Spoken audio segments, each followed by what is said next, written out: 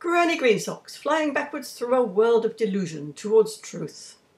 Hello, I'm in my back garden. I've just come to review some of the fruit growing mistakes we made when we set up this garden. This area here was a raspberry patch, and for years we did have a decent amount of raspberries, but I think not as many as we could have had because I planted autumn fruiting ones. So it's second week in August and this is just beginning to fruit. And the trouble is that we've had so many weeks of drought, it's actually struggled to carry on, and it only revived when we had some rain recently.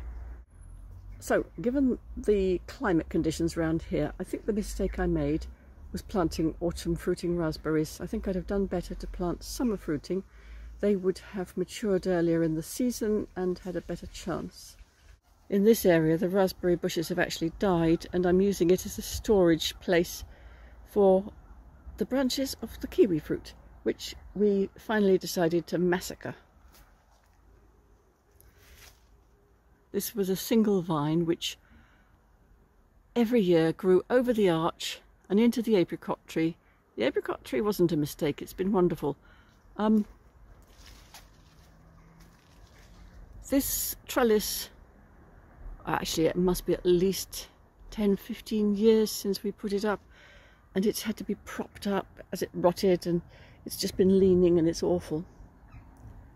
And the kiwi vine hasn't helped. See how the vine is dangling down over the path, because he's actually had to remove this part of the arch. It was just falling down. And there's some of the remains that we've taken off. As I've said before, the fruit's not much to write home about. It matures late in the season. The vine produces masses of fruit, but it's almost inedible because it's covered in little hairs and it's so small. You have to kind of cut them in half and squish out the juicy insides. And it's nice enough, but it's not really suited to a garden, I don't think. You just spend too long pruning it. The grapevine, which starts here, it may or may not have been a mistake. The idea was it was going to spread out along this trellis at the side and produce masses of grapes, which of course it does. But again, it's a bugger to keep pruning. It's just so vigorous. Then the other grapevine, which was planted here in this shady corner, so it's supposed to be growing up and making a canopy, and it's reaching its way up into the disastrous hazelnut tree, which I said before really only feeds the squirrels. And it takes a lot of work to maintain a grapevine, and our problem is we're a bit sporadic in the garden department.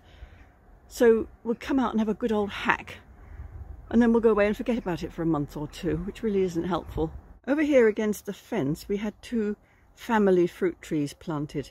There was an apple tree which we finally dug out after many years of not producing any fruit. We've actually put this rose tree in, which is not such a good idea because they're the same family members, the apples and the roses, and you're not supposed to replant things in the same area, but the rose had to come out the front, and this seemed to be the only gap to put it in, and it will take its chances.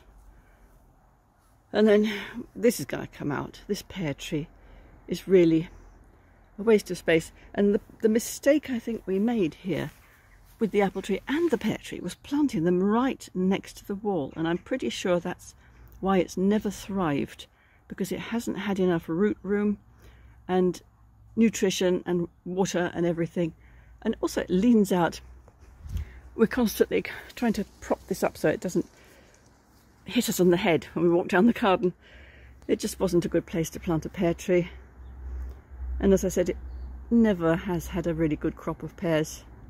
Here next to the pond, it's not there anymore, we dug it out some years ago, was a wonderful fruit and nut tree. It had almond, plum and another kind of plum on it, and every year, because of the almond, it was a problem.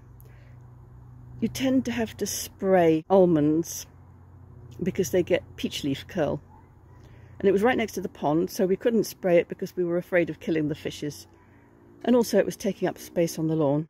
Down the bottom end of the garden, next to the shed, well, the shed wasn't there when we planted these.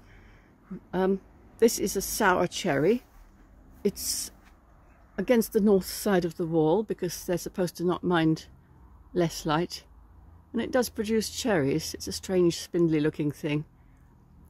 For many years Chris tried to net it, and this is part of his netting device here, but it's just too much work. You can't net a tree, it wants to grow too big. And the same thing with the sweet cherry tree, the other side of the shed. He's managed to chop that down into a little box, and you can't keep the net there because it grows through the net, and I've come to the conclusion it's really not worth the effort. Several summers recently we've had a few fruit and they haven't even been very nice, I think due to the drought and possibly the lack of nutrient in the soil, I don't know.